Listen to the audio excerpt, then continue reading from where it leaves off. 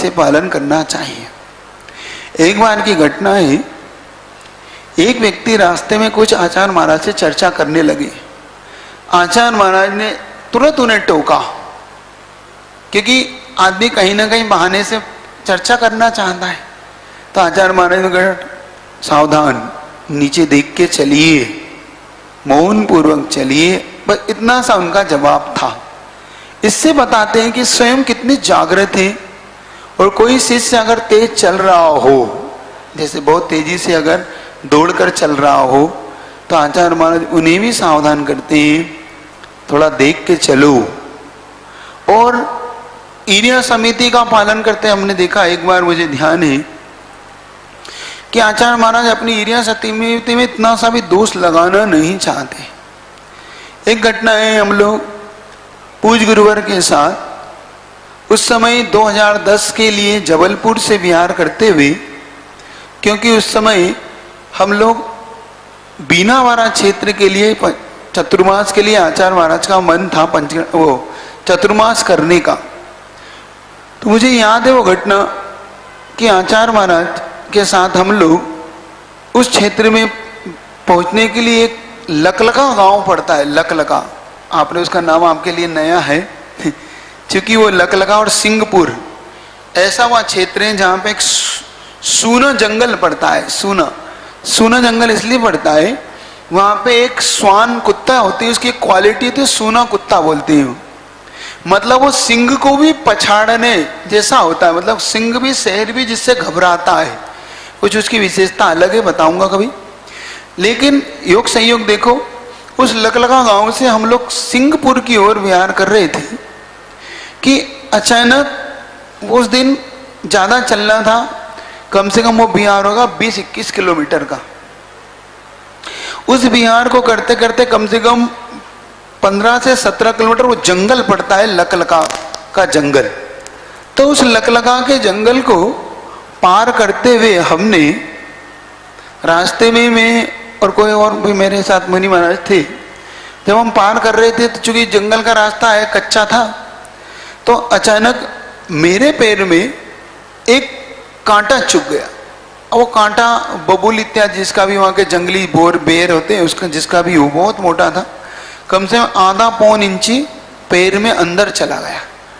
चूंकि वो इसलिए चला गया कि वो वहाँ पे धूल आधा इंची धूल थी, तो एकदम देखते चलते हुए वो अंदर दिख नहीं पाया, धूल के अंदर होगा वो। तो हमने जैसे उसको पैर रखा तो वो पैर उसमें घुस गया। अब एकदम जब तक हम समझ पाते तब तक वो आधा पौन इंची अंदर प्रवेश कर चुका था। और अब हम धीरे धीरे चल पाए, लेकिन चलने की स्थिति नहीं थी। पूज्य गुरु आगे निकल गए, लेकिन हम जैसे ही वहां पर बैठे थे कुछ महाराज हमारे साथ रुक गए।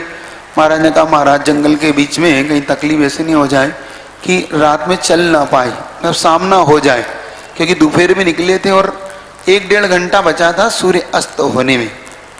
और इसी बीच में बहुत सारे श्रावकों ने थोड़ी मेहनत करके कहीं से कुछ जुटाया, कहीं से सुई जुटाई, और आधी घंटा तो उसको निकालने में लग गया उस कांटे को। अब निकालते हम बाहर आए तो धीरे धीरे पैर रख के अब चलना थोड़ा कठिन हो गया, क्योंकि वो एकदम से निकला तो बहुत ज़्यादा उसमें कष्ट हुआ। लेकिन उस दिन पूज्य गुरुवर की महानता मुझे ऐसा महसूस हुई कि मुझ जैसे छोटे से शिष्य के लिए भी आचार्य महाराज इतनी दया रखते, इतनी करुणा रखते। और ईर्ष्या समिति के भी पालन कैसे होता है देखना। तो मैं पहुंचते पहुंचते, चूंकि जंगल का रास्ता जहां से क्रॉस करना था, तो क्रॉस होते ही सड़क आ जाती है, और उस क्रॉस से भी कम से कम 5 किलोमीटर दूर गांव था। अब आचार्य महाराज ने देख लिया कि मुश्किल से 1 घंटा, पौन घंटा बचा है, पौन घंटे में 5 किलोमीटर चलना कठिन हो जाएगा इसके लिए, मेरे लिए। उनके लिए तो संभव था कि वो तेज अपनी चाल को थोड़ा सा व्यवस्थित करके 1 घंटे में कम से कम पहुंच जाते।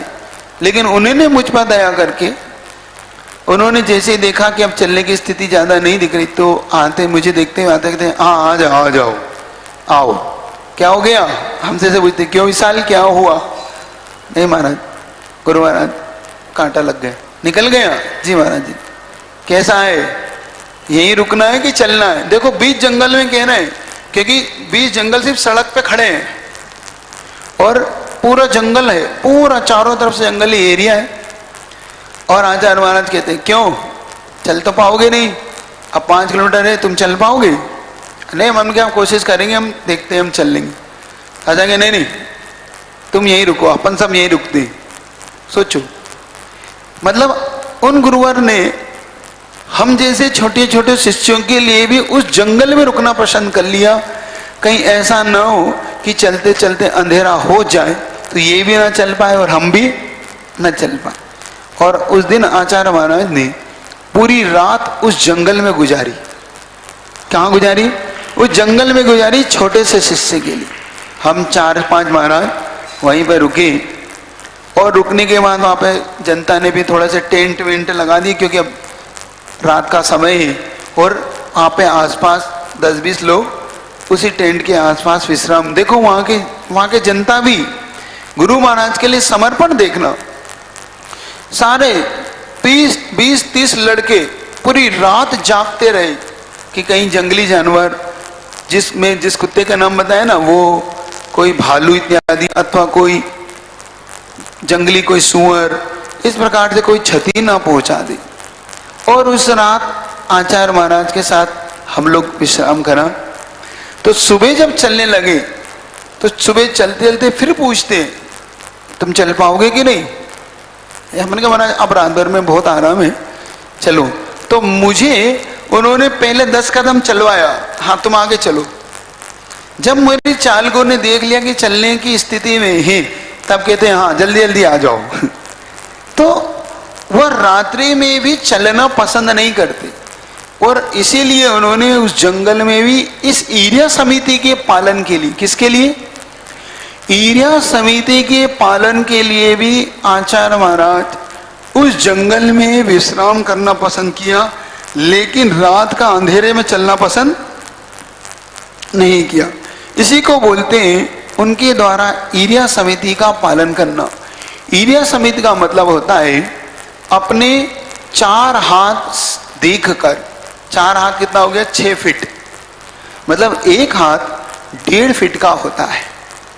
ऐसे गुरुवर 4 हाथ देखकर ईर्या समिति से चलते हैं, जिनको देखकर उनके शिष्य भी उस ईर्या समिति के पालन को समझ जाते हैं।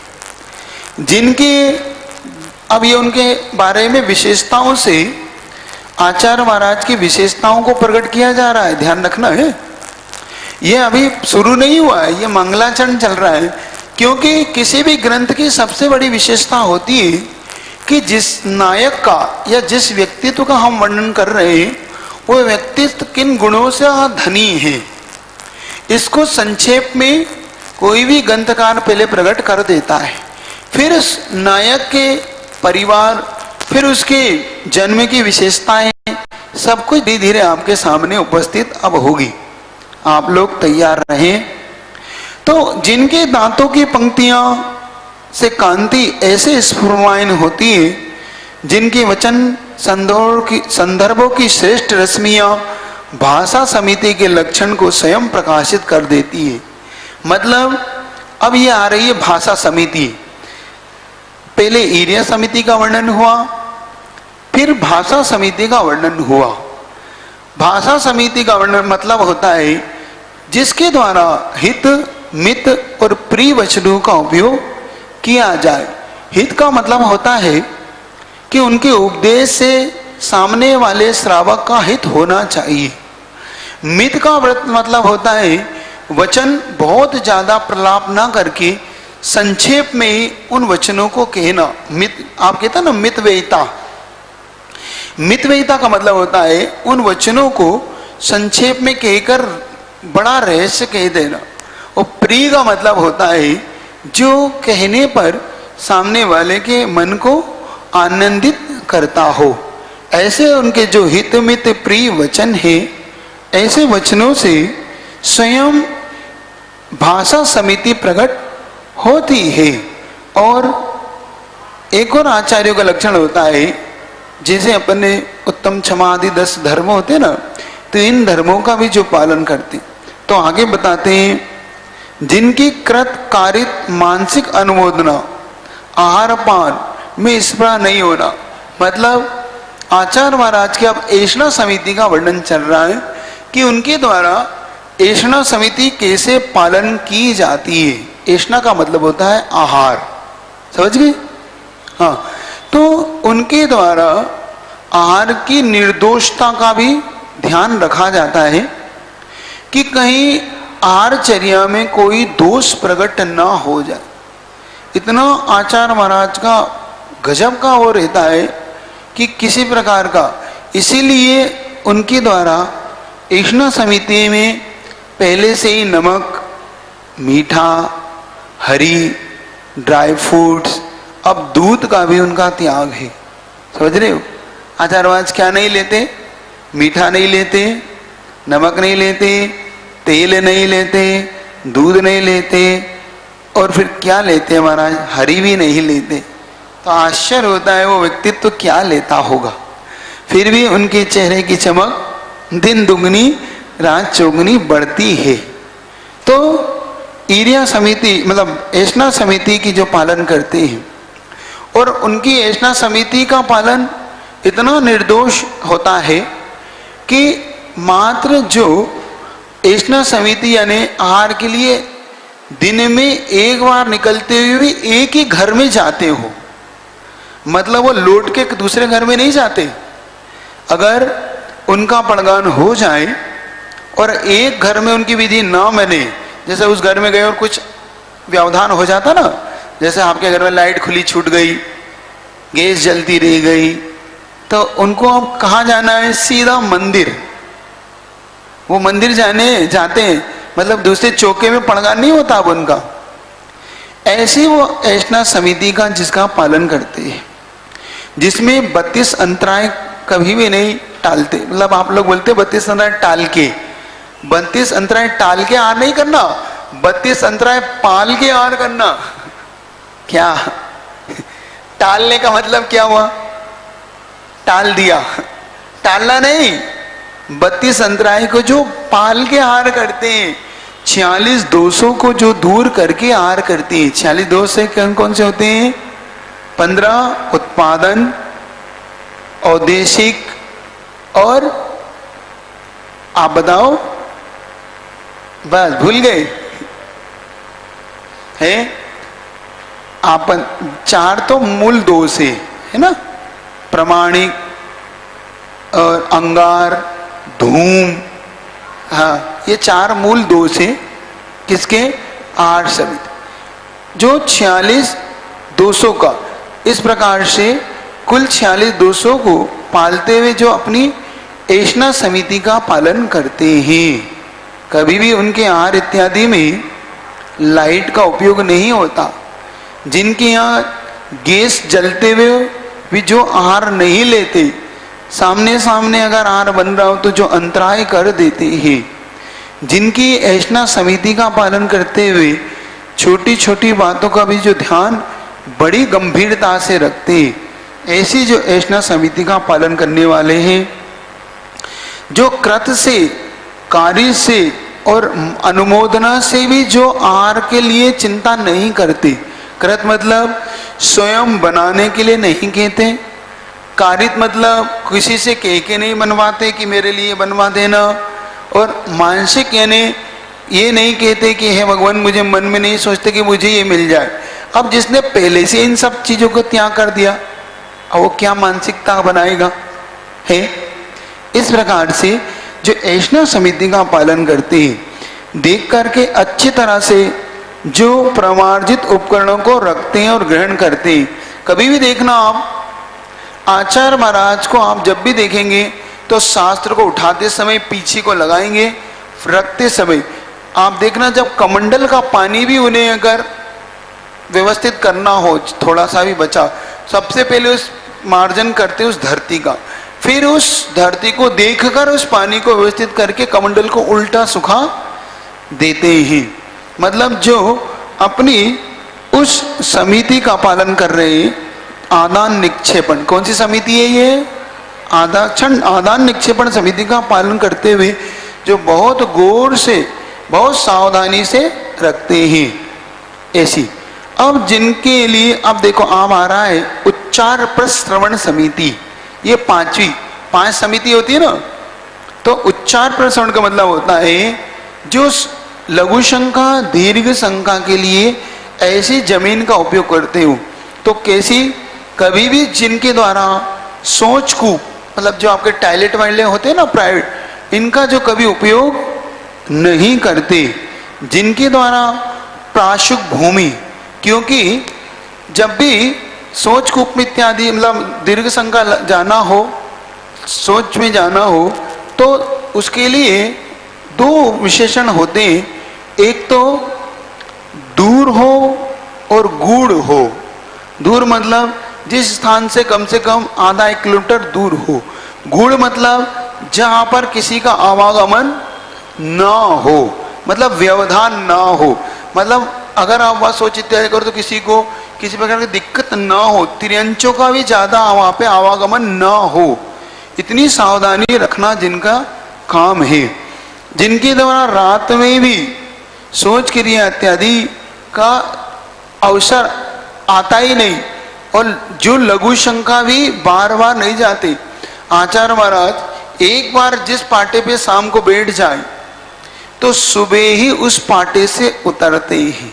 क्या, शाम को 6 बजे सूर्यास्त से पहले जिस आसन पे विराजमान हो गए, तो सुबह जब सूर्य उदय होने पर ही, मतलब मेरे देखते देखते जब हम 11 साल आचार्य साथ रहे, तो 1-2 बार ही जब उन्हें व्यवधान हुआ, तो किसी शिष्य को जब पूछना पड़ा कि आचार्य महाराज इस तरह से क्यों आज किसी का देख रहे हैं, तो उनकी दृष्टि समझ में आता है कि कुछ चाहते हैं, तब संकेत से पूछना पड़ता है। तब आचार्य कहते हैं कि हाँ मुझे आज दिक्कत है, तब साल में 1-आधी बार कभी कोई ऐसा। तो बाकी कभी भी आचार्य महाराज को हमने उतरते नहीं देखा, सुबह उठते ही देखा, चाहे कितनी ठंड हो चाहे कितनी गर्मी हो, उस स्थान को आचार्य महाराज नहीं छोड़ते। तो जिनके द्वारा रात्रि में भी सोच क्रिया इत्यादि का उपयोग नहीं किया जाता, और कभी भी टॉयलेट वायलेट का उपयोग तो कभी वो करते ही नहीं, चाहे उन्हें कितनी ही दूर जाना पड़े, चाहे उस क्षेत्र को छोड़ना पड़े, क्षेत्र छोड़ देते हैं। अगर व्यवस्था नहीं है तो उस स्थान को छोड़ देते हैं, लेकिन उस स्थान में कभी नहीं जाते। महाव्रतों के ग्रहण करने पर जिनकी समिति का 7 प्रवर्तक संयमी होते हुए भी इस कली काल में ऐसे आप उत्तम संयमी माने गए हैं। जिनके ब्रह्मचारी शिष्य संयम कुमार अवस्था मतलब अविवाहित और उच्च शिक्षा को ग्रहण करके आपसे प्रभावित होकर जिन्होंने इस दीक्षा को ग्रहण किया। देखो बड़े बड़े आचार्य महाराज कौन सी क्लास पढ़े हैं, 9th, लेकिन उनके शिष्य कोई हाईटेक इंजीनियर है, कोई सीए है, कोई एमबीए है, कोई बीबीए है, कोई एमबीबीएस है, ऐसे उच्च शिक्षित भी जिनके चरण सानिध्य में आचरण को सीखते हैं, ऐसे वो आचार्य परमेष्ठी। देखो जिनके द्वारा ये शिष्य भी दीक्षित हुए, जिनके सभी शिष्य मुनि आरिकाएं यौवन अवस्था में ही वैराग्य को प्राप्त होते हुए ज्ञान विज्ञान से भरे हुए उन शिष्यों के आप नायक हैं। मतलब आप किनके नायक हैं, बड़े बड़े अच्छे अच्छे जिनके द्वारा शिक्षा प्राप्त की गई और युवा अवस्था में ही जिन्होंने आपसे दीक्षा ग्रहण की। आप पूर्णमासी के चंद्रमा के समान प्रकाश करने वाले हैं। पूर्णमासी के चंद्रमा में तो कलंक दिखाई देता है, लेकिन आपकी कीर्ति में कोई भी कलंक दिखाई नहीं देता है। गजब का विशेषण बांधा कि पूर्णिमा का जब चंद्रमा आता है ना, शरद पूर्णिमा का, उसमें भी एक दाग सा दिखाई देता, देखना आप कैसा, जैसे बैठा हुआ हिरण, हिरण दिखता है कभी, देखना उसमें, उसको मृगांक भी बोलते हैं, जिसमें मृगांक मतलब जिसमें हिरण का चिन्ह हो उसको बोलते हैं मृगांक। चंद्रमा का एक नाम क्या है, मृगांक, जिसमें मृग का अर्थ होता है हिरण, मतलब चंद्रमा में भी दाग होता है। लेकिन आचार्य महाराज के इस निर्दोष चारित्र में अभी तक इन 50-53 सालों में एक भी कोई भी दाग नहीं है। आज तक कोई जिनके बारे में एक भी ऐसी बात नहीं कह पाया। आप खुद देखो, हर साधु के बारे में सबका मत भिन्न भिन्न हो सकता है, लेकिन चाहे वो 13पंथी, 20पंथी, श्वेतांबर, दिगंबर, मूर्ति पूजक, सब उनके चरणों में नतमस्तक है एक मत से। ऐसा कोई आचार देखने में पहली बार आया, तो इसलिए उनके लिए लिखा गया कि जिनकी कीर्ति निष्कलंक है उनको मैं किसकी उपमा दूं, मैं संसार में उनको किसी की उपमा नहीं दे सकता। इस भारत, अब देखो उनकी एक बहुत बड़ी विशेषता आचार्य महाराज की प्रकट कर रहे हैं कि उनके फोटो से भी उनकी तस्वीर भी अतिशयकारी है। देखो महाराज लिखते हैं, जो एक बार गुजरात की घटना है ये कि पूज्य गुरुवर जब इस समय मध्य प्रदेश में विराजमान थे, उनके शिष्य नियम सागर महाराज उस समय गुजरात भुज है ना, भुज क्षेत्र गुजरात का क्षेत्र है, वहां पर वो विराजमान थे और उस भुज क्षेत्र में एक भूकंप आया था, बहुत बड़ा भूकंप आया। आपको ध्यान होगा उस भूकंप के अंदर बहुत लोगों के घर गिरे, बहुत लोग का मरण हुआ। तो इस भारतवर्ष में भुज गुजरात में भूकंप आने पर लोगों के धन का विनाश हो गया। कभी भी अपनी ख्याति पूजा लाभ को नहीं चाहते, झूठा कभी नहीं चाहते। ये घटना आचार्य महाराज के जीवन की उस समय की है जब आचार्य महाराज मड़िया जी से एक और क्षेत्र है पटनागंज है ना, पाटन में विराजमान थे आचार्य महाराज। तो पाटन के अंतर्गत एक व्यक्ति जो फोटो बेचता था आचार्य महाराज की उस समय, तो उसने क्या किया, एक फोटो में दो नाग और नागिन ऐसे आचार्य महाराज के समक्ष बिठा दिए और आचार्य महाराज उनको ऐसे आशीर्वाद दे रहे हैं, उनको ऐसे देख रहे हैं। ऐसा वो फोटो उसने बना के, और वो बाजार में खूब बिका, उसकी खूब मांग हुई, क्योंकि अपने आप में वो बहुत गजब का फोटो लग रहा था। तो आचार्य महाराज जंगल से लौट रहे थे और लौटते लौटते आचार्य महाराज ने उस फोटो पे निगाह पड़ गई। अब आचार्य महाराज कभी ऐसे ध्यान नहीं देते, लेकिन उस फोटो पे जैसे नहीं मारे तो एक मिनट ठिटके से और देखा उनकी दृष्टि कितनी तेज है। और देख के अंदर पहुंचते हैं कमरे में, और एक मुनि महाराज को बुलाते हैं, उनसे पूछते हैं जो ये फोटो बिक रहा है आपने देखा? नहीं महाराज मैंने। तो एक फोटो बुलाओ तो महाराज को लगा कि आचार्य महाराज अपना फोटो, आश्चर्य वाली घटना कि कोई जिनको कभी किसी से कोई मतलब नहीं, आज अपना फोटो क्यों मंगवाया? उन्होंने मंगवाया। आचार्य महाराज कहते हैं जरा जिसने फोटो बनवाया उसको ही बुलवाओ जरा। तो फोटो बेचने वाला बड़ा खुश हुआ। आचार्य महाराज बहुत मेरे से बड़े प्रसन्न है, बड़े खुश हैं, देखो आचार्य महाराज को ये फोटो अच्छा लगता है। वो आया तो आचार्य महाराज कहते हैं गुरुवर ये बताओ तो ये तुम्हें फोटो कहाँ से मिला? नहीं आचार्य महाराज ये ओरिजिनल है। नहीं आचार्य से, तो फिर ये आचार्य से मैंने कंप्यूटर से आपके समक्ष ऐसे दो सांप को बिठा दिया और आपकी दृष्टि पड़ रही। देखना आचार्य महाराज का चिंतन, गुरु महाराज की दूरदृष्टि देखना। आचार्य महाराज उनसे कहते देखो ये एक प्रकार की चोरी है, ये झूठ है, मैं ऐसी ख्याति पूजा लाभ को नहीं चाहता।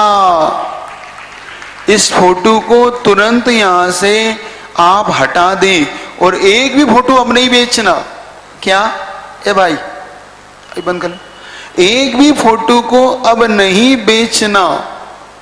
तुम ऐसा काम मत करो जो मेरे साथ घटा ही नहीं है, तुम ऐसी बातें क्यों कर रहे हो? देखो और कब की बात है ये उस समय की बात है जब आचार्य महाराज मड़िया जी से पाटन आए थे और ये शायद 90 के आसपास की कोई घटना है, सोचिए।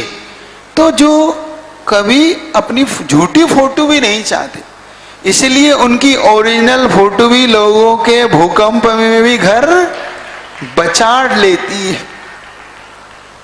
एक बहुत अच्छी चूंकि फोटो की घटना निकली तो मुझे एक संस्मरण याद आ गया। वो जो मेरे साथ घटा, वो ऐसा घटा कि बीना महाराज 2010 में हम आचार्य महाराज के चरण शांति में चतुर्मास के लिए वहीं पर थे। तो चातुर्मास कर रहे थे, तो एक व्यक्ति जिसके घर आचार्य जी के उस दिन आहार हुई, वो सहज मेरे पास आके बैठ गया।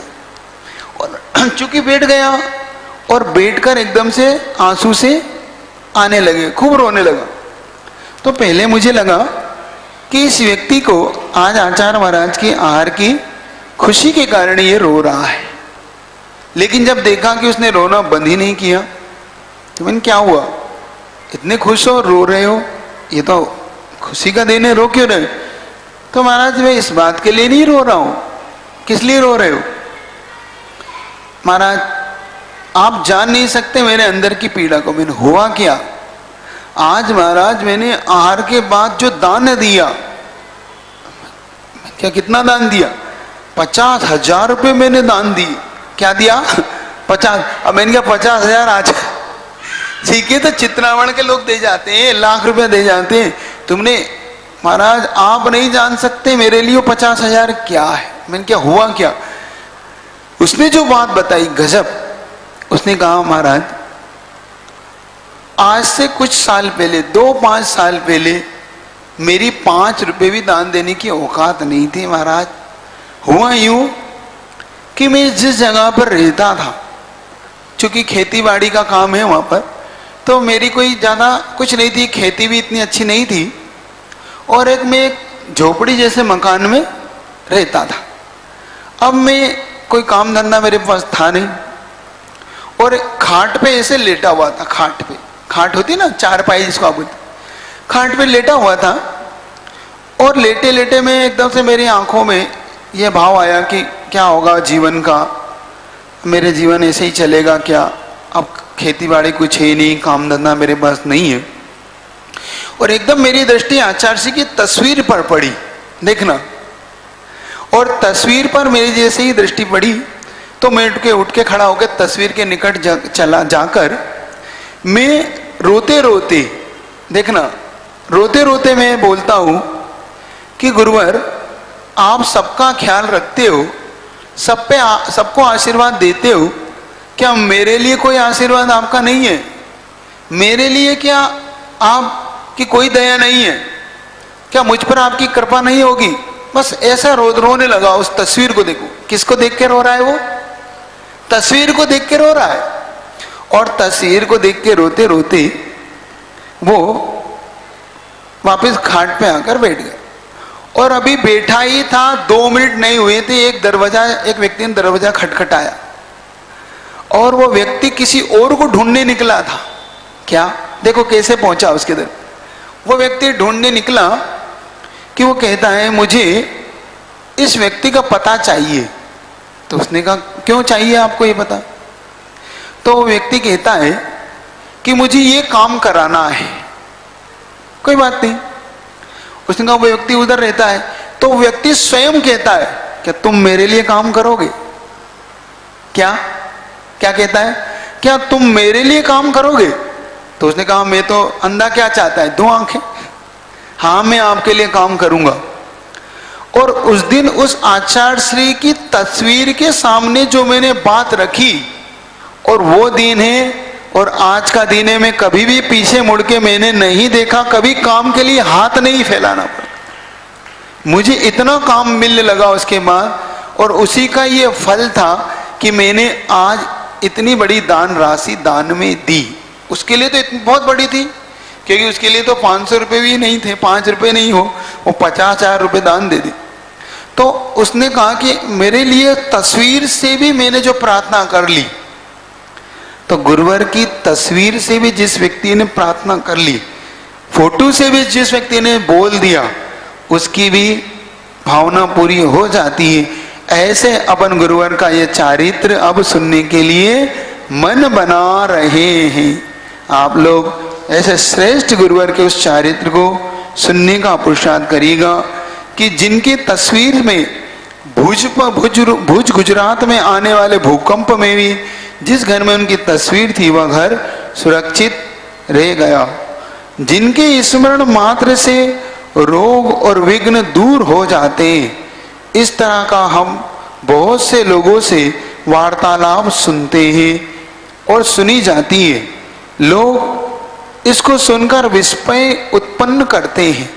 वास्तविक बात है, आचार्य महाराज के गंधोदक से या उनके आशीर्वाद से ऐसे कई प्रसंग हमने देखे जो लोग स्वयं हमें आके सुना के जाते थे जब हम संग में थे कि हमने आचार्य महाराज का जिस दिन से गंधोदक लगाया उस दिन से मेरा ये रोग दूर हो गया। जिस दिन से मैंने आचार्य महाराज से आशीर्वाद लिया उस दिन मेरी ये पीड़ा दूर हो गई। ऐसे श्रेष्ठ गुरुवर का जो आप लोग चारित्र सुनने का जो मन बना रहे हैं उसकी ये प्रथम भूमिका आपके सामने प्रस्तुत हुई है। अब धीरे धीरे और कौन कौन सी भूमिका उनकी थी उसके बारे में अपन आगे सुनेंगे। बस आप अपना मन प्रसन्न रखिएगा और आप इसको सुनिएगा जरूर, क्योंकि आपने पुराण ग्रंथों में पूर्वाचार्यों के द्वारा लिखे गए श्रेष्ठ पुरुषों के चारित्र सुने। ये आप सबका और मेरा और आप सबका सौभाग्य कि अपन वर्तमान में श्रेष्ठ पुरुष का चारित्र स्वयं जो अपने सामने उपस्थित है उनके बारे में अपन सुन रहे हैं और कुछ मैं कहने का पुरुषार्थ कर रहा हूँ। आज इतना ही रखते हैं, आगे आपके शंका समाधान इत्यादि को करेंगे। आप लोग अपना मन बनाए। आपकी शंका शुरू करता हूँ। जिस किसी को भी शंका भेजना हो वो अपनी शंका को भेज दे। ऊपर ऐसा फोल्डर रखा होगा जिसमें कल की शंकाएं, थोड़ा एक जना लेके आ जाओ, कल की शंकाएं जो बाकी से रह गई थी, ऐसा फोल्डर रखा होगा। अब पूज्य गुरुवर के चरणों में नमोस्तु। गुरुवर 10 उपवास करने वाले शिष्यार्थियों का पालना कैसे करना चाहिए या कैसे कराना चाहिए, हमें आप बताएं। एक बात ध्यान रखना, जो 10 उपवास कर रहे हैं उन शिवरार्थियों को लिए मैं एक विशेष तौर यहाँ से कह रहा हूँ कि सर्वप्रथम वो शिवरात्रि इस बात का ध्यान रखें।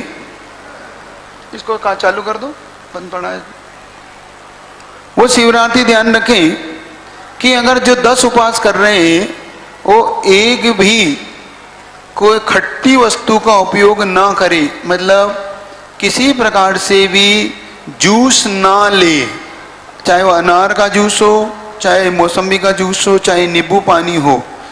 वो 10 उपवास करने वाले के लिए विशेष तौर से 5 उपवास की पालना करने वाले विशेष तौर से इस बात का ध्यान रखें कि वो किसी प्रकार से भी खट्टी वस्तु का उपयोग ना करें, ठंडे पानी का उपयोग ना करें, गर्म पानी वो भी उबलता उबलता पानी हो, और जिसको टीस्पून से किस पे लेना है, चम्मच से, क्योंकि 10 उपवास है।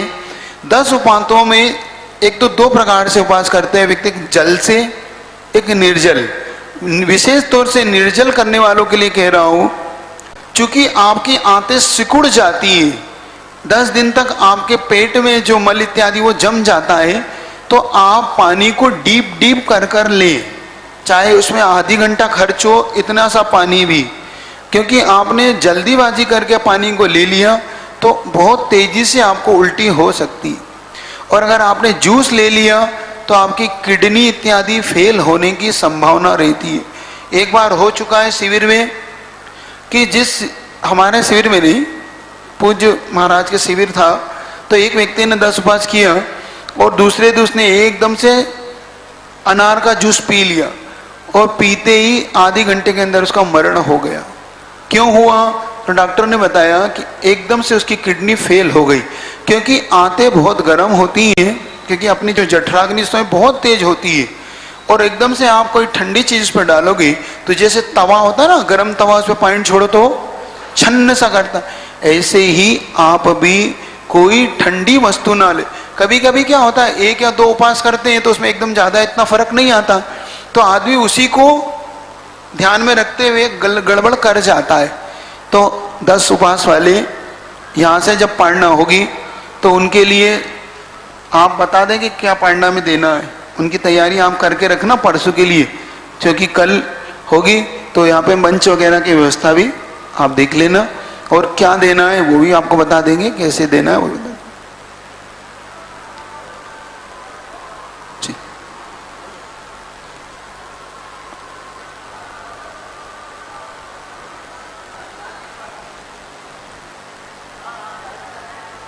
हे गुरुवर, क्या हम लोग श्रावक लोग अकेले में एकांत स्थान में दिगंबर मुद्रा के अंदर जाप इत्यादि या कर सकते हैं कि नहीं?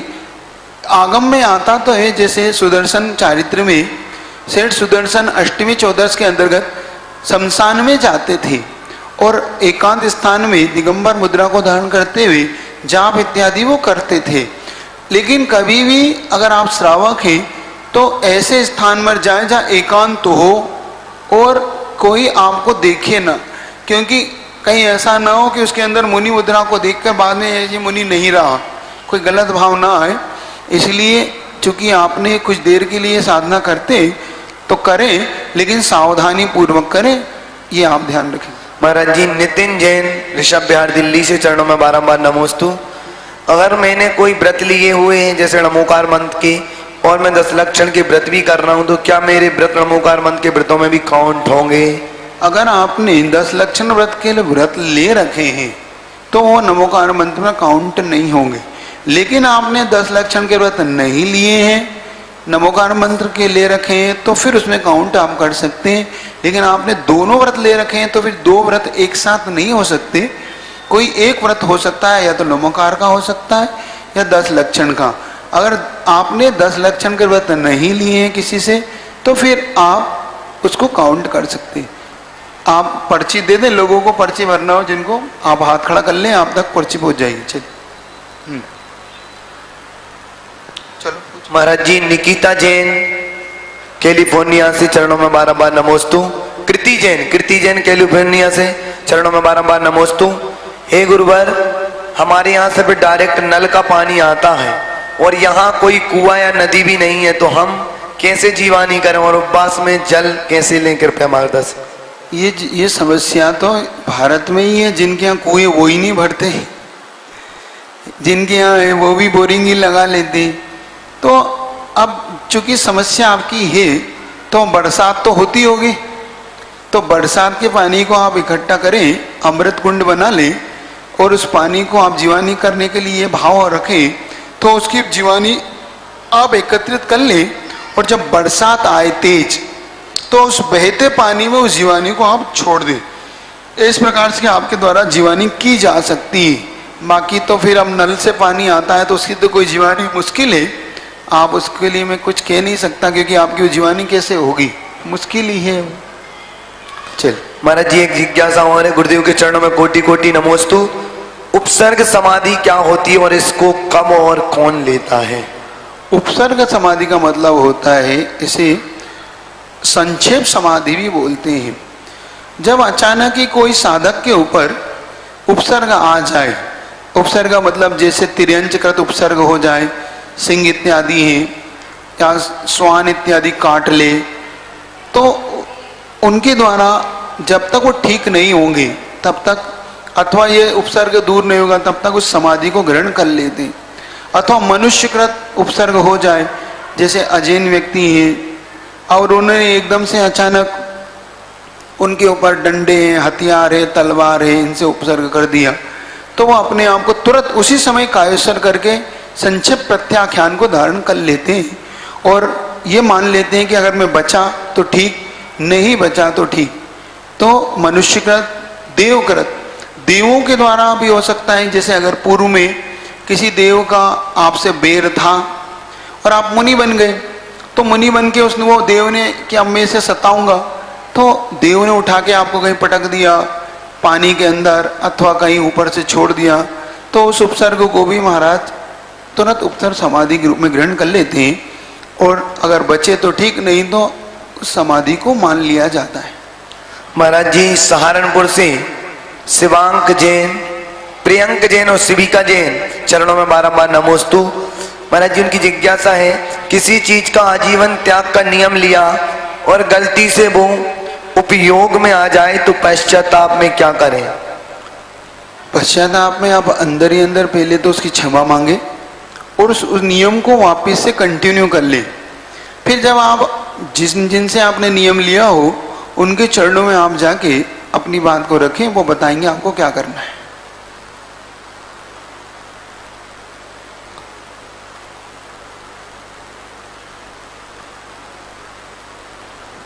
मुनि श्री की चरणों में नमोस्तु। जब तक हम हरी सब्जी में जीव होते तो हम केवल जमी के अन्न का ही त्याग क्यों कराते हैं? ठीक कहा आपने।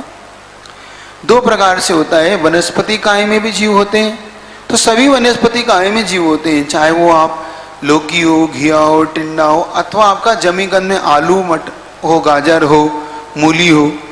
तो इन दोनों का ही हम में सिर्फ जमी के अन्न के त्याग क्यों कराते हैं? अच्छा प्रश्न है। क्योंकि जमी के अन्न के अंदर जो आलू इत्यादि होते हैं, चाहे वो आलू, मूली, गाजर जो भी हो, उसमें जमी के अन्न में त्रस कायिक जीव होते हैं, विशेष तौर से अनंत कायिक जीव जिसको अपन बोलते हैं। वो अनंत कायिक जीव ऐसे होते हैं, आप इस उदाहरण से समझें कि मान लो आप एक सुई ले लें, सुई की नोक को उसको अंदर गाड़ दें तो सुई की नोक पर जितने जीव आ जाएं, सुन रहे हैं आप लोग, उस सुई की नोक पर जितने जीव प्रकट हुए मतलब आए हैं, तो वो उनमें अगर पंख लग जाएं तो ये 3 लोक को भर सकते हैं। वो समझ रहे हो? जमी कंद में कितने जीव होते हैं? आलू प्याज के अंदर आपके समझ लेना, आलू है, आप लोग सकला है, सकला खाने समझते हो, शकरकंद, शकरकंद है, बड़े लोग टेस्टी से खाते हैं, और आलू है, गाजर है, मूली है, बड़े उससे खाते हो। उसमें जीव अनंत कायिक जीव है। एक नोक पर कितनी, उसमें से एक नोक के बराबर अपन निकालें तो वो नोक में से कितने जीव निकलेंगे मालूम? कि उनको अगर पंख लग जाए तो पूरा 3 लोक 14 राजू पूरा उस जीवों से ठसाठस भर जाएगा। अब यही आप इसको समझ लें, तो उनमें जो घात होता है उससे बचने के लिए, अथवा जब उनको निकाला जाता है, क्योंकि ऊपर जो घिया टमाटर ये होता है, ये सब तो ऊपर लगता है, तो ऊपर लगने में जब इसको निकाला जाता है जब इतनी हिंसा नहीं होती, लेकिन जब उसको धरती खोद के निकाला जाता है, क्योंकि आलू ऐसे थोड़ी निकलेगा, तो धरती को जब खोजा जाता है तो उसमें आसपास त्रस जीवों की संख्या बहुत होती है। वो तो एक इंद्रिय है, लेकिन इसमें त्रस, तो त्रस जीव की हिंसा से बचने के लिए जैनियों के लिए जमी कंद छोड़ देना चाहिए। चल महाराज जी एकता जैन ऋषभ बिहार दिल्ली से चरणों में बारंबार नमोस्तु। गुरुदेव कल के पावन दिन को अनंत चतुर्दशी क्यों कहते हैं? क्या इसमें अनंतनाथ भगवान का कोई कनेक्शन है? नहीं, अनंतनाथ भगवान का कोई कनेक्शन इसमें नहीं है। कल आपको बताया था ये अनंत फल को देने वाली है, क्योंकि साल में 24 चौदस आती है, लेकिन 10 लक्षण या भादव की जो 14 आती है ये अनंत अनंत पुण्य को देने वाली होती है। लेकिन कब? जब आप अनंत पुण्य करते हो। लेकिन आप दुकान खोल के बैठ जाओ, उस दिन विशेष तौर से व्यापार करो, विशेष तौर से हिंसा के कार्य करो, तो ये अनंत पाप को देने वाली भी होती है। सुन रहे हो कि नहीं? आप अनंत पुण्य को भी कमाते हैं तो उस दिन अनंत पाप को भी कमाते हैं। जैन इतिहास आप उठा के देखें तो पहले सारे जैन सभी मंदिरों में दिन भर रहते थे। नस्या जी होती थी, वहाँ चले जाते थे, अथवा किसी क्षेत्र पर जाकर अपना वो दिन समाधि समायिक में, ध्यान में, उपवास के साथ बिताते थे। तो आप सभी को कल का दिन उपवास के साथ, ध्यान के साथ, मौन के साथ साधना करते हुए बिताना है। समझ रहे हैं कि नहीं? सबको नहीं तो बुंदेलखंड में बोलते हैं किलकिल चौदस। क्या बोलते हैं इसको? किलकिल चौदस। किलकिल चौदस क्यों बोलते हैं? क्योंकि उसी दिन देखो, उसी दिन तिजोरियां खुलेंगी, उसी दिन चिट्ठा लिखा जाएगा, उसी दिन दान जमा करा जाएगा। तो उसमें जो पंचायत बैठती है ना 10-20 लोग, वो आपस में किलकिल किलकिल लड़ भेड़ पड़ते हैं। तो वो कहते हुए 14 के दिन किलकिल मत करो, इसलिए वो किलकिल 14 बोलते हैं इसको, कि कम से कम 14 के दिन तो कोई शांत रहो। तो ये महाराज ध्यान जी, रखना। विनीत जैन सहारनपुर से चरणों में बारंबार नमोस्तु। क्या शिष्य और सेवक के जीवन के कठिन समय में पंच परमेष्टि के समोसरण में आशीर्वाद और मार्गदर्शन के लिए निवेदन कर सकते हैं? क्या ये कांक्षा है? नहीं, ये कोई कांक्षा नहीं है। ये तो एक प्रकार से शिष्य का उनके प्रति एक बहुत बड़ा भाव है, क्योंकि वो शिष्य ये कहता है कि मैं आपके चरणों को छोड़कर कहाँ जाऊं, क्योंकि आपने अन्य मत में जाने का पहले निषेध कर दिया, यहां आप रोने देते नहीं, मैं किसके शरण में रोऊं? क्या क्या कह दिया आप? मैं अपने कष्ट में कहाँ जाऊं, क्योंकि कुदेव कुशास्त्र का आपने पहले ही निषेध कर दिया, और आप अपने चरणों में मुझे मौन रहने को कहते हो, मतलब मारते भी हो और रोने भी नहीं देते। तो उनका भाव ये है, क्या वो कह सकते हैं? तो बिल्कुल, आप कुदेव कुशास्त्र का आश्रय कभी मत लेना। रोने का भाव ही आ जाए, कुछ कहने का भाव ही आ जाए तो सच्चे देव साध गुरु की शरण में कहना, लेकिन कभी भी कुदेव कुशास्त्र का आश्रय मत लेना। ले सकना, क्योंकि ये चलवल आगाड़ दोष लगा देता है, लगा दे तो कोई मत नहीं, लेकिन कम से कम सम्यक दर्शन तो नष्ट नहीं करता। कोई आकांक्षा हो भी जाए मान लो, तो कम से कम सम्यक दर्शन का एक अंग ही तो थोड़ा कमजोर हुआ, कहीं ऐसा तो नहीं पूरे अंग से ही चले जाओ। क्यों भाई, है कि नहीं? कम से कम मामा नहीं, काना मामा तो सही। कहावत है ना मामा से कौन सा मामा? काना। काना मतलब एक आंख से ना हो, दो आंख, कम से कम मामा तो है। तो कम से कम सम्यक दर्शन नहीं होने से कम से कम थोड़ा सा ही नहीं सही है, तो बाद में फिर इसका अपराध क्षमा करा के पुनः उस पर स्थापित हो जाओ, क्या हो गई? महाराज जी, नेहल जैन सहारनपुर से चरणों में बारंबार नमोस्तु। गुरुदेव, सम्मेद शिखर जी में कूट के नाम किस प्रकार रखे गए? कूट के नाम किस प्रकार से रखे गए? ये कूट के नाम, ऐसा इतिहास आता है, पहले का इतिहास थोड़ा पहले बताता हूँ, फिर बाद का इतिहास बताता हूँ। पहले जब भगवान तीर्थंकर मोक्ष जाते हैं तो वहाँ पर देवताओं के द्वारा निर्वाण महोत्सव मनाया जाता है, और वहीं पर स्वधर्म की आज्ञा से देवों के द्वारा एक पैरों के चरण चिन्ह उकेर दिए जाते हैं वज्र से, उस वज्र की कील से उकेर के वहाँ पे चरण स्थापित करके निषिद्धि का स्थान बन जाता है और देवता लोग चले जाते हैं। लेकिन जो ये सम्यक शिखर जो आपका दिखता है, इस सम्यक शिखर में जो ये चरण या कूट रखे गए, ये भट्टारकों की देन है, क्योंकि चूंकि उस समय ऐसा मानते हैं इतिहास की दृष्टि से कि भट्टारक ये अब कौन से भगवान कहाँ से गए, कौन से भगवान कहाँ से गए, तो क्या करें? तो उन्होंने 24 भगवान की 24 चीटें बनाई और उन्हें उछाला। अब जो चीट जहाँ जाके गिरती चली गई, वहाँ वहाँ उन्होंने इस तरह के चरणों का निर्माण कर दिया। ऐसा मैंने प्रमाण सागर जी के मुख से सुना था कभी। तो ये दोनों इतिहास मिलते हैं इस प्रकार से। तो ऐसा हो सकता है नाम भी उनके द्वारा रख दिए गए हो। महाराज जी, दीपाली जैन सहारनपुर से चरणों में बारंबार नमोस्तु। महाराज जी, श्रावकाचार कोई ग्रंथ है तो किस भाषा में है, कहाँ मिलेगा? श्रावकाचार, श्रावकाचार ग्रंथ प्रसिद्ध ग्रंथ है तो श्रावकों का।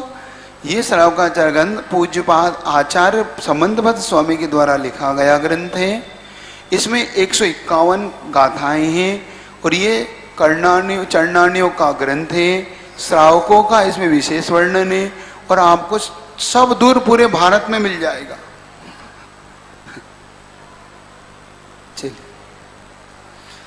मधु जैन कृष्णा नगर दिल्ली से चरणों में बारंबार नमोस्तु। महाराज श्री, उनकी जिज्ञासा है कि जो हम छोटे छोटे व्रत लेते हैं, जैसे रात्रि में 4 प्रकार के आहार का त्याग, जमी गंध का त्याग, 2 बार अन्न लेना, ये सब तप में या संयम में आएंगे? ये सब देखो, आपका तो ना तप है ना कोई संयम है। कल बताया तो था कि जिसके पास भगोनी ना हो वो दूध को कहाँ रखेगा। ये तप और चारित्र ये मुनियों के लिए विशेष तौर से उन्होंने 12 प्रकार के तप ये विशेष तौर से आचार्य के हैं। आचार्य के 36 मूल गुण है ना, उसमें आप देखेंगे 10 धर्म, 12 तप, 3 गुप्ती, 6 आवश्यक, 5 पंचाचार। इस प्रकार से ये 36 मूल गुण आचार्य के हैं। ये 12 तप उनके लिए विशेष तौर से हैं। फिर ये 12 तपों को उपाध्याय और साधु भी अपने उत्तर गुणों के द्वारा इनको वो करते हैं। अब रही बात आपकी श्रावकों की, श्रावक मात्र इसे अभ्यास रूप में करता है, मात्र ताकि कुछ मैं कभी कुछ तप करूं, थोड़ा से भावना भाता है, तो ये भावना रूप में आपके द्वारा किया जाता है। तो आपके लिए ये कुछ नहीं है, ये सब भावना है, तो आप तो सिर्फ कर लो, इतनी सी बात है। हाँ चलिए, क्या पूजन के बाद भगवान के चरण स्पर्श करना चाहिए कि नहीं? पूजन के बाद एक बात विशेष तौर से ध्यान दें, क्योंकि आपकी शुद्धि नहीं बच पाती। मैंने देखा विशेष तौर से कोई भी आपसे टकरा जाता है, कोई भी आपसे द्रव्य ले लेता है जो बिना सोले का है, जिसके अशुद्ध वस्त्र हैं, तो फिर उसके बाद अगर ये पानी आनी छीट के फिर भगवान को छूना करना, ये नहीं करना चाहिए। आप लोगों को इससे विशेष तौर से बचना चाहिए, पाप लगता है। आपको अगर करना ही है तो फिर अपने वस्त्र बदलें और वस्त्र बदलकर ही फिर भगवान के छुएं, आपको अगर छूना ही है तो। दूसरी बात एक और ध्यान दो, आप लोग पूजा के वस्त्रों में मुनि महाराज को आरदान इत्यादि करने की भूल ना करें। आपको बार बार निकालना पड़ता है मुझे चौके से कि बाहर जाओ, पूछना पड़ता है आप, तो आप इस बात का तो विवेक रखें कि जिन कपड़ों से आप पूजा कर चुके हैं उन कपड़ों से आरदान ना दें, क्योंकि आप अपनी शुद्धि नहीं बचा पाते। अब सामूहिक पूजा में तो बिल्कुल ही नहीं बचती, कौन कहाँ से आ रहा, कौन छूता हुआ निकल रहा। तो इसलिए आप इस प्रकार के सामूहिक कार्यों में जब भी शामिल हो तो भगवान को फिर दूर से ही करे, कोई एक व्यक्ति फिर कर ले। जब भगवान की दिव्यनी खिलती है, पुष्पष्टि नगाड़े ये दोनों पहले बजते हैं या बाद में? दिव्य ध्वनि के पहले बजते हैं, केवल ज्ञान होते ही, क्योंकि जब दिव्य ध्वनि खिलेगी तो फिर ये सब अगर आवाजें होने लगेगी तो दिव्य ध्वनि कौन सुन पाएगा, समस्या है ना। तो वो दिव्य ध्वनि तभी सुन पाता है जब ये नगाड़े वगाड़े बजना बंद होने के बाद सिर्फ दिव्य ध्वनि ही चलती रहती है, इसलिए ये पहले ही बज जाते हैं। जब हम उपवास करते हैं तो पानी लेते समय रुककर लेट कुछ समय बाद पुनः जल ले सकते हैं क्या? उन्होंने पूछा है कि हम पानी इत्यादि लेते हैं तो हम वहाँ लेट कर फिर वहीं बैठ जाएं, फिर हम लेट जाएं तो हम पानी ले। भैया आप एकासन कर रहे हो, थोड़ा तो ध्यान रखो, है क्या कर रहे हो, थोड़ा सा ध्यान तो रखो, थोड़ा कष्ट तो उठाओ, फिर लेटोगे फिर बैठोगे फिर एकासन कर रहे हैं, एहसान कर रहे हैं? आपने किया? प्रश्न किसने किया? बड़े बड़े इधर से होगा 30 मार खाऊंगा, लेट लेट कर नहीं, ऐसा नहीं करो, उससे सावधानी से करो। स्वर विज्ञान क्या है थोड़ा बताइए।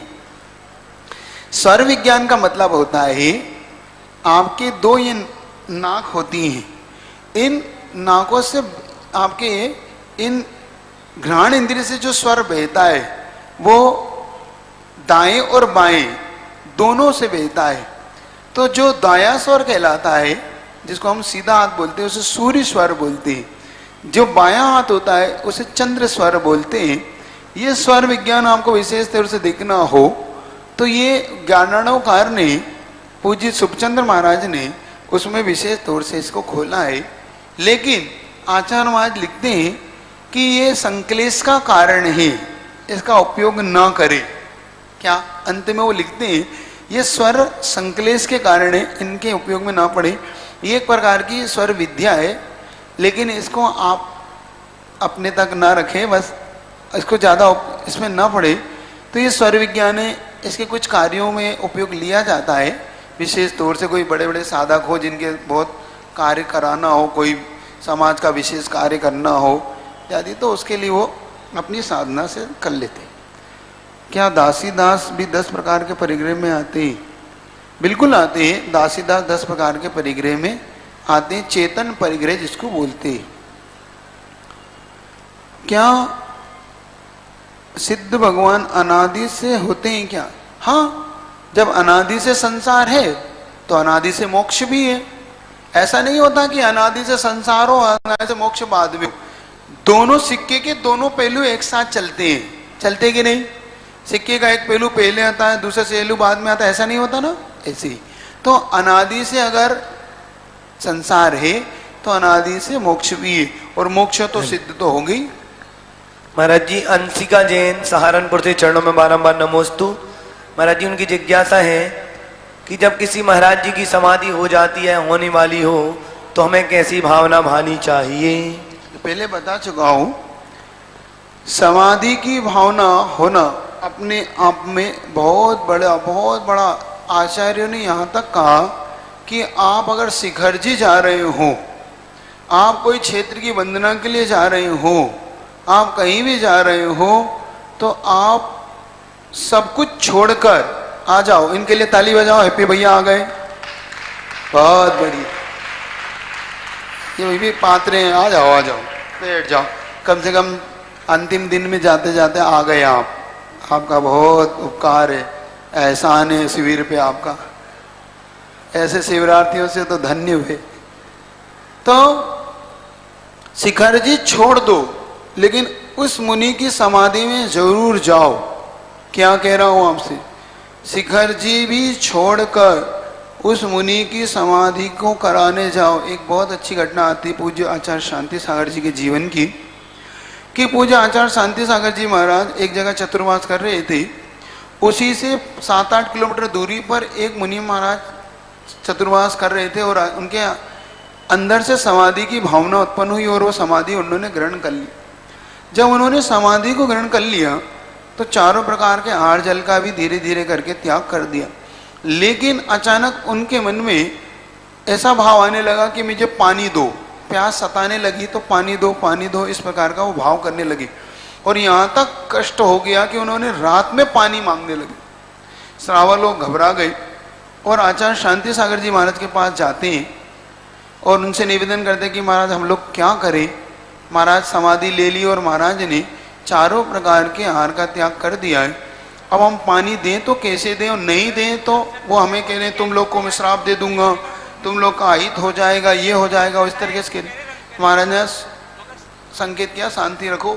और सुबह प्रातःकाल होते ही देखो, चातुर्मास से भी छोड़कर, बीच चातुर्मास को छोड़कर तुरंत महाराज के पास पहुंचे। और महाराज के पास पहुंचते ही सर्वप्रथम आचार्य शांति सागर जी आचार्य थे और वो मुनि थे। पहुंचते ही सबसे पहले उन्होंने को नमोस्तु करी। सुन रहे हो? बैठ के नमोस्तु करी। तो सामने वाले मुनि इतने घबरा गए कि ये आप आचार्य शिव के सर्वश्रेष्ठ हैं और मैं तो एक छोटा सा साधु हूं। तो कहते हैं आप मुझे नमोस्तु क्यों कर रहे हैं? नहीं नहीं, तुम छपक हो, तुमने समाधि ग्रहण कर रखी है।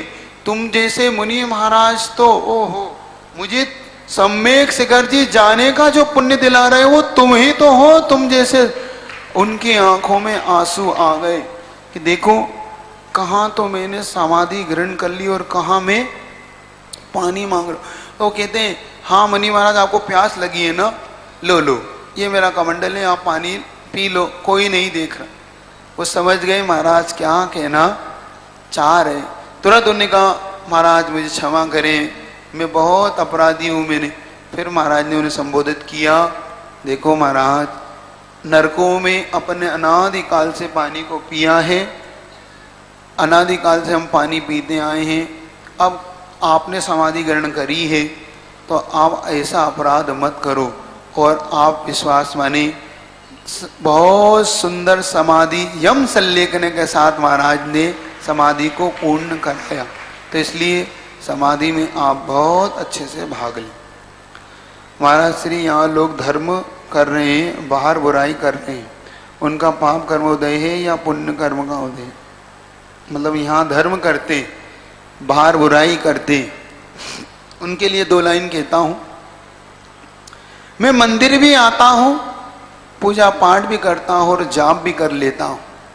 मैं मंदिर भी आता हूँ, पूजा पाठ भी करता हूँ और जाप भी कर लेता हूँ। कहीं इंसान से भगवान ना बन जाओ इसलिए कुछ पाप भी कर लेता हूँ। वो लोग कुछ पाप भी कर लेते हैं, वो इसलिए कर लेते हैं कहीं भगवान ना बन जाए। हैं? उनके मन में कहीं ऐसा ना हो कि मैं भगवान बन जाऊं। इसलिए शायद मैं समझता हूं कि मंदिर में आके तो धर्म करके पुण्य कमाते हैं और बाहर जाके फिर उसी पाप को करने लग जाते हैं। लेकिन सावधान रहो, ये पुण्य कर्म का उदय नहीं है, ये पाप कर्म का उदय है कि आप एक तरफ तो धर्म कार्य में करते हो और एक तरफ बाहर जाकर इस तरीके का पाप का अर्जन करते हो। वो पाप अलग है जो आपको मजबूरी में करना होता है, जैसे गृहस्थ भोजन पानी बनाता है, व्यापार करता है, वो नहीं। आप इसके अलावा व्यर्थ का पाप जो करते हो उससे तो बचो। जिसका कोई लेना नहीं, कोई देना नहीं आपके जीवन से, उससे तो बचो। मैं उसके लिए नहीं कह रहा, लेकिन इन पापों से आप जरूर बचें। क्रमबद्ध पर्याय और कर्मणा भावी पर्याय। अच्छा, थोड़ा सा खुलासा कल इसके बारे में खुलासा करूंगा। आज 7:15 हो गई, आपका समय हो गया, सावधान हो जाएं। एक छोटी सी भक्ति करने के बाद जाप को करेंगे। आप लोग अपने मन को स्थिर कर लें, करेंगे अपन। अब पहले उससे पहले एक छोटी सी भक्ति करें, दोनों हाथों को जोड़ें। जब जीवन का अंत हो, मेरे सामने एक संत हो। जब जोर से बोले।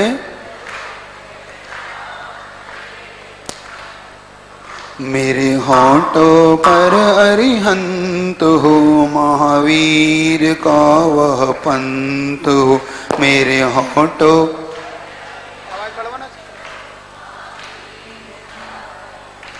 कसायों की आग में जलता जलता आया हूँ। कसायों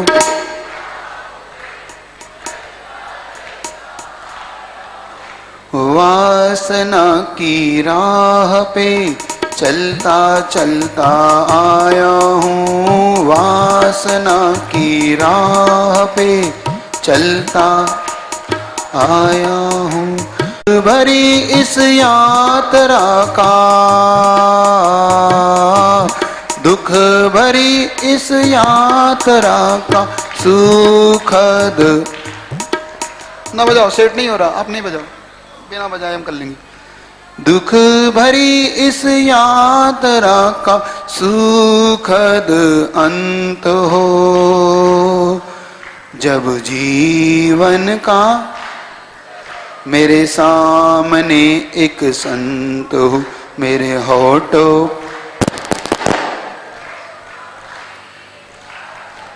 तन में जब तक श्वास है, मन में एक विश्वास है। तन में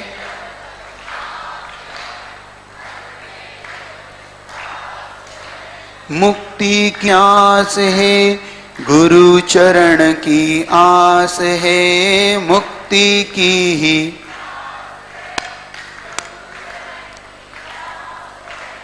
तन अचल और मन अमल हो। तन अचल और मन अमल हो, अब न कोई द्वंद हो। जब जीवन का, जोर से बोलो, मेरे होठों पर अरिहंत हो। धर्म में मेरी प्रीत हो, वेदना में जीत हो। धर्म में मेरी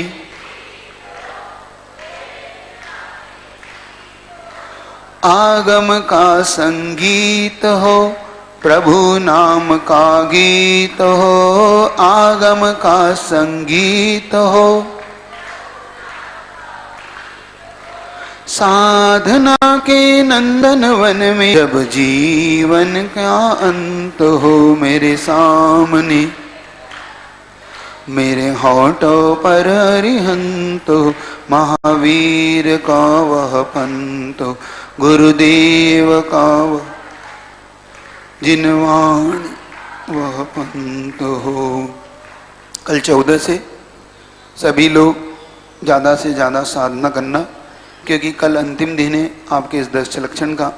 फिर ये 10 लक्षण आपके जीवन में अगले साल ही आ पाएंगे।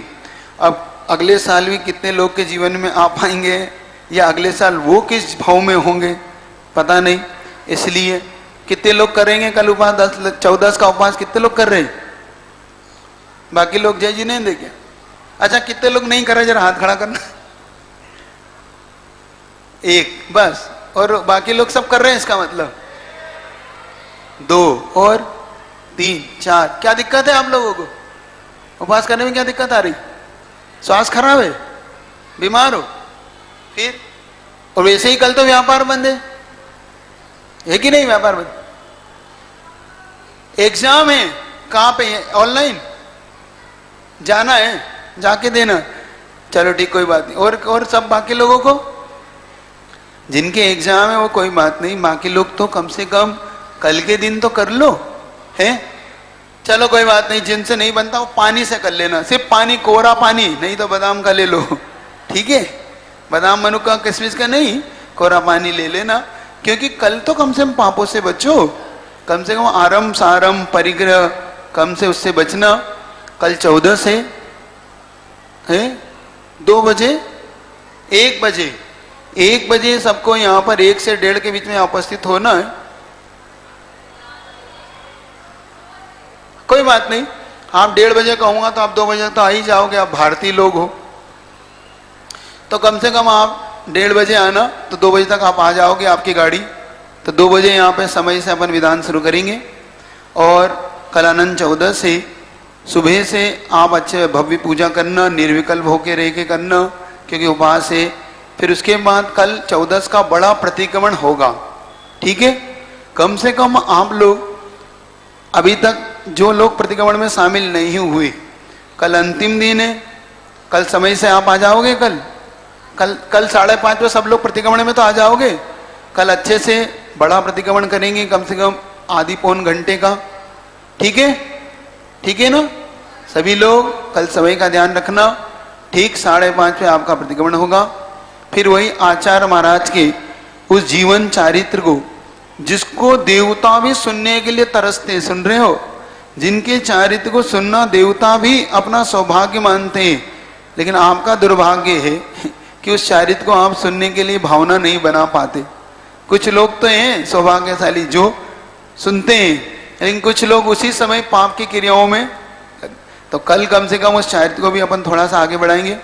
फिर ऐसे ही संकल्प समाधान इत्यादि करके अपन लोग करेंगे। चलिए सीधे खड़े बैठ जाएं, वही पंच परमेश्वर की जाप करेंगे। बिल्कुल आसन लगा लें, पैरे को ऊपर पैर रख लें, रीढ़ सीधी कर लें, गर्दन सीधी, मन प्रसन्न, आंखें हल्की सी बंद कर लें, कोई विचार नहीं, बिल्कुल आनंद से हैं, किसी प्रकार का कोई कष्ट नहीं। आंखें बंद करें। ओम सम्यक दर्शनाय नमः, ओम सम्यक ज्ञानाय नमः, ओम सम्यक चारित्राय नमः।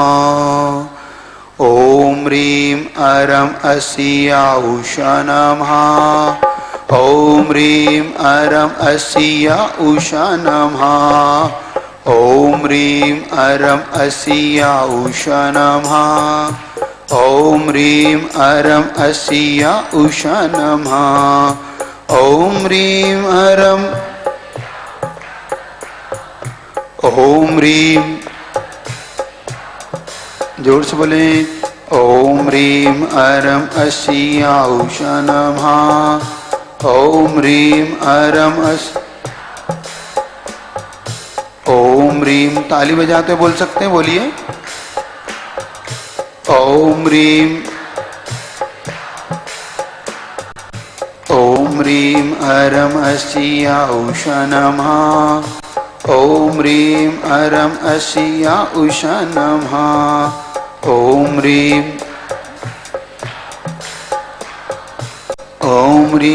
अरम् अस्या उषा नमः। ॐ ह्रीं अरम् अस्या उषा नमः। ॐ ह्रीं अरम् अस्या उषा नमः। ॐ ह्रीं अरम् अस्या उषा नमः। ॐ ह्रीं अरम् अस्या उषा नमः। ॐ ह्रीं अरम् अस्या उषा नमः। ॐ ह्रीं अरम् अस्या उषा नमः। ॐ ह्रीं, जोर से बोले, ॐ ह्रीं अरम् अस्या उषा नमः। ॐ ह्रीं अरम् अस्या उषा नमः। ॐ ह्रीं अरम् अस्या उषा नमः। ॐ ह्रीं अरम् अस्या उषा नमः। ॐ ह्रीं, आंखें बंद रखें। ॐ ह्रीं अरम् अस्या उषा नमः। ॐ ह्रीं, आनंद से वर्कते हुए करें। ॐ ह्रीं अरम् अस्या उषा नमः। ॐ ह्रीं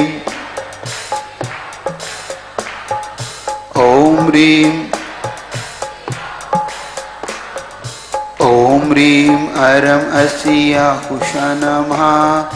ॐ ह्रीं अरम् अस्या उषा नमः। ॐ ह्रीं, आनंद से भरते हुए करें। ॐ ह्रीं अरम् अस्या उषा नमः। ॐ ह्रीं, मीठी मीठी तालियां बजाएं। ॐ ह्रीं अरम् अस्या उषा नमः। ॐ ह्रीं अरम् अस्या उषा नमः। ॐ ह्रीं अरम् अस्या उषा नमः। ॐ ह्रीं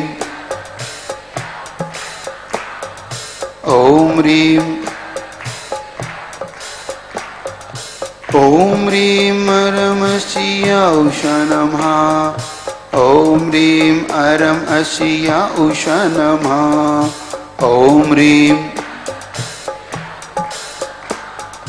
ॐ ह्रीं अरम् अस्या उषा नमः। ॐ ह्रीं अरम् अस्या उषा नमः। ॐ ह्रीं अरम् अस्या उषा नमः। ॐ ह्रीं अरम् अस्या उषा नमः। ॐ ह्रीं अरम् अस्या उषा नमः। ॐ ह्रीं अरम् अस्या उषा नमः। ॐ ह्रीं अरम् अस्या उषा नमः। ॐ ह्रीं अरम् अस्या उषा नमः।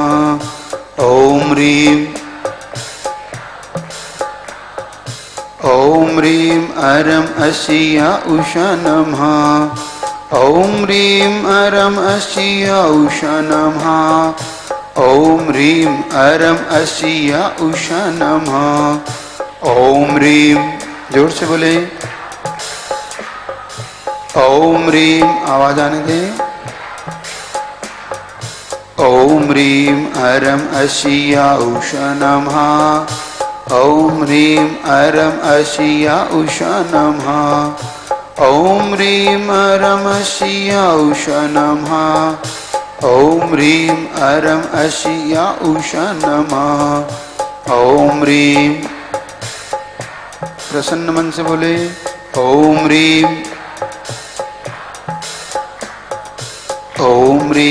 अरम् अस्या उषा नमः। ॐ ह्रीं अरम् अस्या उषा नमः। ॐ ह्रीं अरम् अस्या उषा नमः। ॐ ह्रीं अरम् अस्या उषा नमः। ॐ ह्रीं अरम् अस्या उषा नमः। ओम ह्रीं ओम ह्रीं अरम अशिया उषा नमः।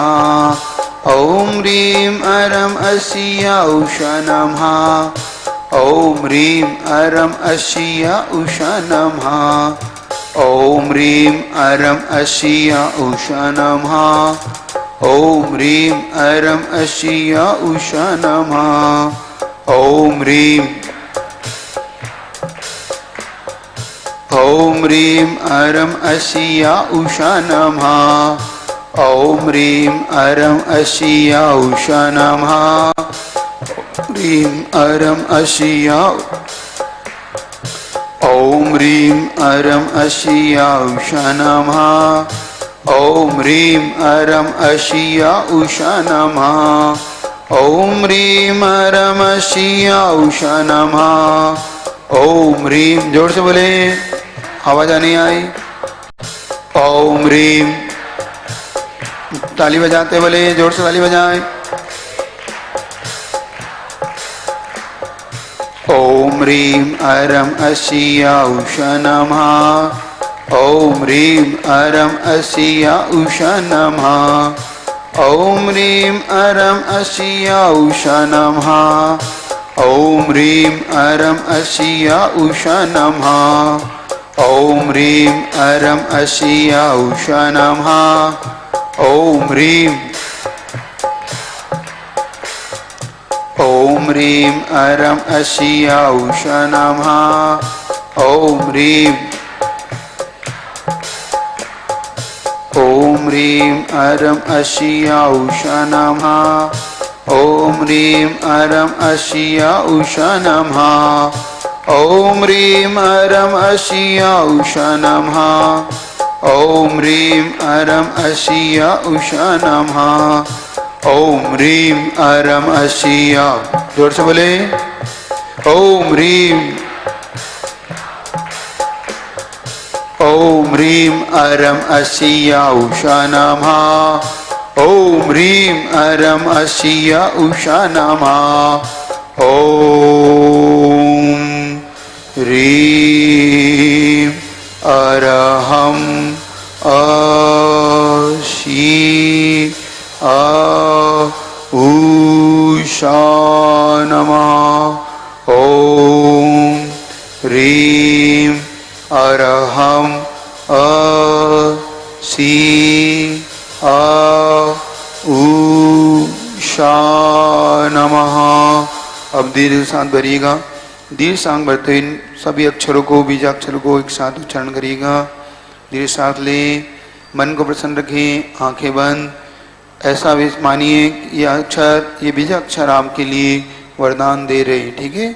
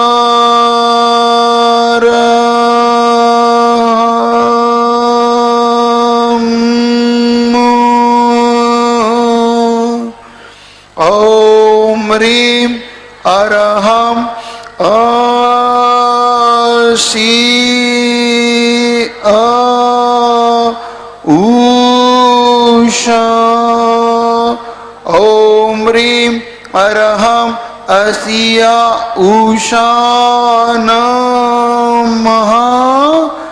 बोले पंच परमेष्टि भगवान की सम्यक दर्शनाय नमः, सम्यक ज्ञानाय नमः, सम्यक चारित्राय नमः। दोनों हाथों को जोर से रगड़ते हुए पूरी ऊर्जा को अपने शरीर में प्रवाहित करिए। शेष ऊर्जा को संसार के कल्याण के लिए चलिए पूर्व दिशा की ओर खड़े हो जाएं। कल विशेष प्रतिक्रमण है 14 का, आपका ध्यान रखें आप। शाम का समय पूर्व दिशा में विराजमान अरहंत परमेष्टि, सिद्ध परमेष्टि, आचार्य परमेष्टि, उपाध्याय परमेष्टि, साधु परमेष्टि, जिन धर्म, जिन आगम, जिन चेत, जिन चैत्यालय समस्त रिद्धारी मुनि महाराज को मन से, वचन से, काय से गो आसन पूर्वक बैठकर नमोस्तु नमोस्तु नमोस्तु। चलिए दक्षिण दिशा की ओर। दक्षिण दिशा में विराजमान अरिहंत परमेष्टि, सिद्ध परमेष्टि, आचार्य परमेष्टि, उपाध्याय परमेष्टि, साधु परमेष्टि, जिन धर्म, जिन आगम, जिन चैत्य, जिन चैत्यालय समस्त रिद्धारी मुनि महाराज को मन से, वचन से, काय से 3 आवर्त पूर्वक नमोस्तु नमोस्तु। चलिए पश्चिम दिशा में। पश्चिम दिशा में विराजमान अनंत परमेष्टि, सिद्ध परमेष्टि, आचार्य परमेष्टि, उपाध्याय परमेष्टि, साधु परमेष्टि, जिन धर्म, जिन आगम, जिन चेत, जिन चैत्यालय समस्त रिद्धिधारी मुनि महाराज को मेरा मन से, वचन से, काय से 3 आवर्त पूर्वक नमोस्तु नमोस्तु नमोस्तु। चलिए उत्तर दिशा में। उत्तर दिशा में विराजमान अनंत परमेष्टि, सिद्ध परमेष्टि, आचार्य परमेष्टि, उपाध्याय परमेष्टि, साधु परमेष्टि, जिन धर्म, जिन आगम, जिन चैत्यालय समस्त रिद्धारी मुनि महाराज को गो आसन से बैठकर 3 आवर्त पूर्वक नमोस्तु नमोस्तु नमोस्तु। चलिए अब गवासन में बैठेंगे, पूज्य गुरुवर के चरणों में नमोस्तु करेंगे।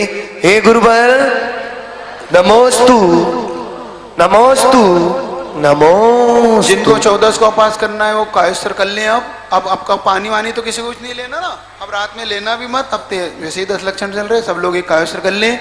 14 का उपास रखने के लिए आपका कायस्त्र हो गया।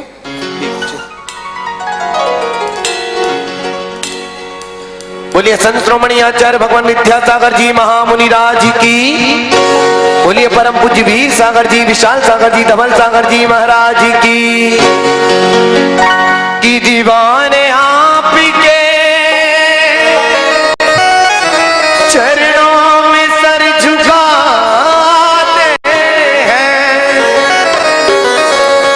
कि जब जब देखूं गुरुदेव तेरी मूरत महावीर नजर आते हैं। बोले परम पूज्य विशाल सागर जी महाराज की ढूंढते रहते हैं आजकल आपके दर्शनों के बहाने,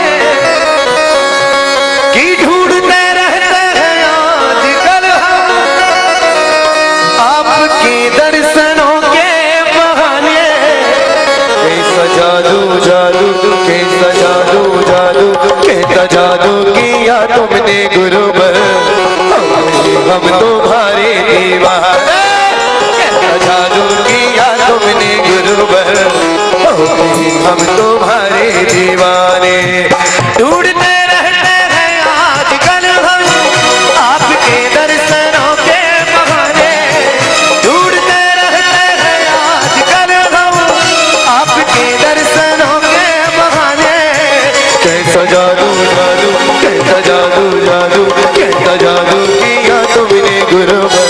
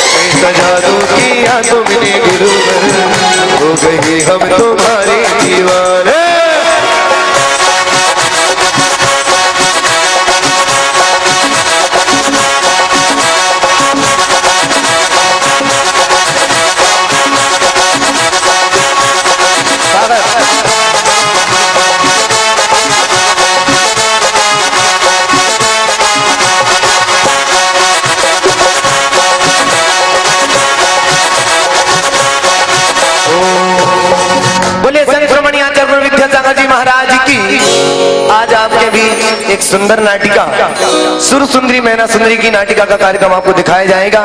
सभी लोग कोई भी इस महत्वपूर्ण कार्यक्रम को छोड़कर ना जाए, बस कुछ ही क्षणों में यह नाटिका आपके बीच होगी। चलते हैं पंच परमेष्ठी भगवान की आरती।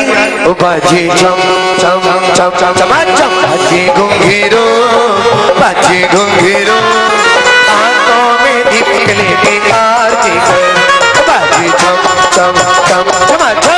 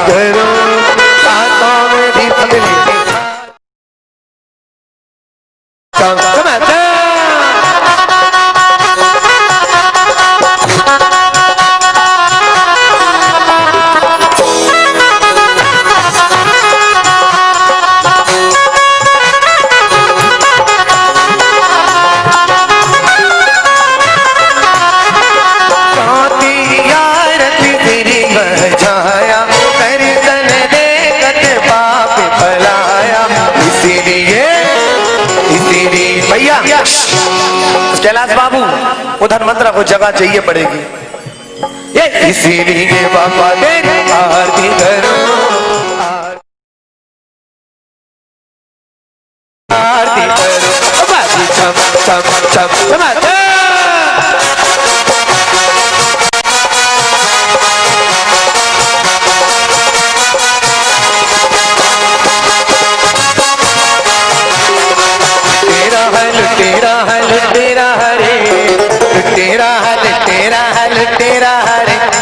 बाबा का खजाना लुटेरा हरे, लुटेरा हरे मेरे बाबा का खजाना।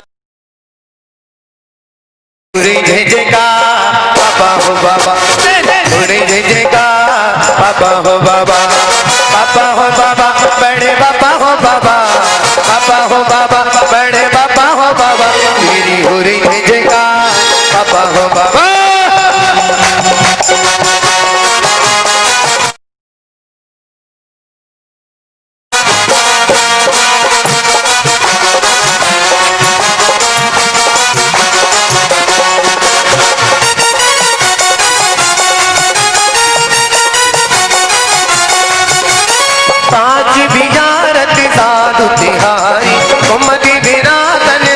अधिकारी इसीलिए इसीलिए इसीलिए बाबा तेरी आरती करो, आरती करो, आंखों में दीपक लेके आरती करो, कम कम कम कम।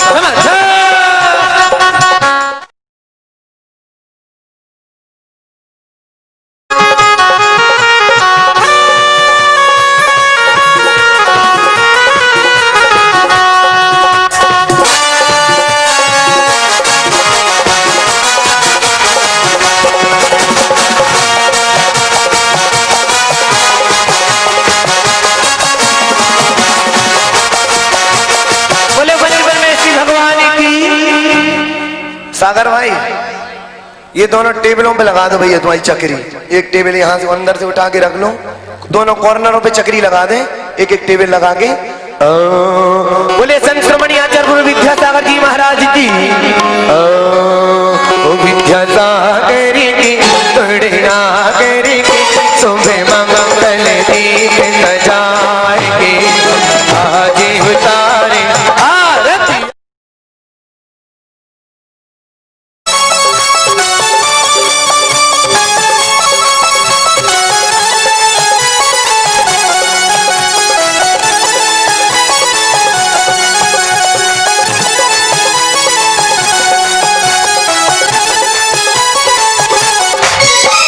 गुरुवर पांच महाव्रतधारी, आत्म ब्रह्म बिहारी।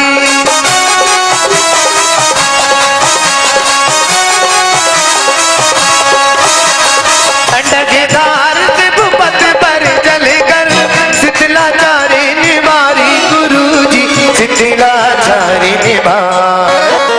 जागी बैरागी तेरी तुमने आज उतारे आरतिया।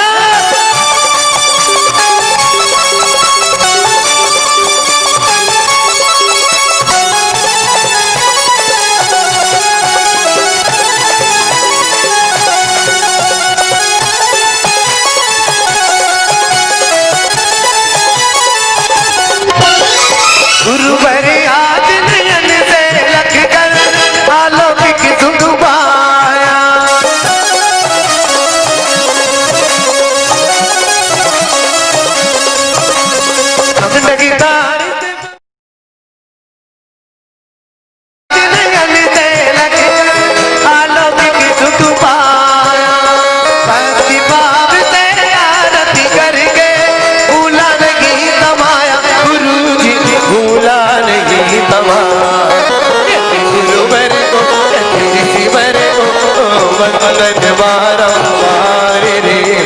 आज उतारे आरतिया।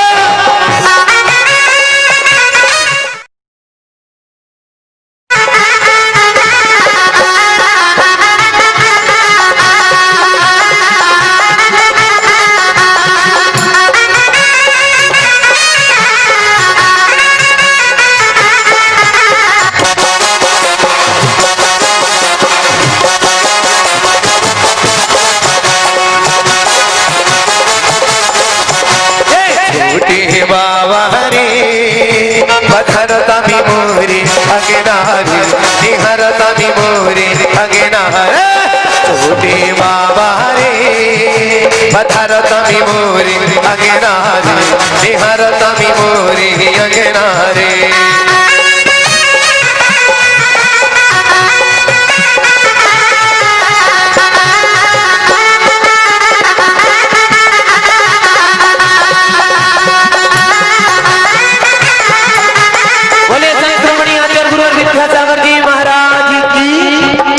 सभी धर्म प्रेमी बंधुओं से निवेदन है कि अपने स्थान पर आ जाएं।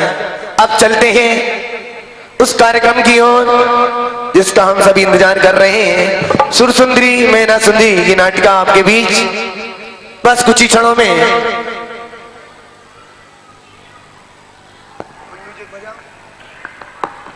थोड़े पीछे से बैठे सभी लोग, थोड़े पीछे से।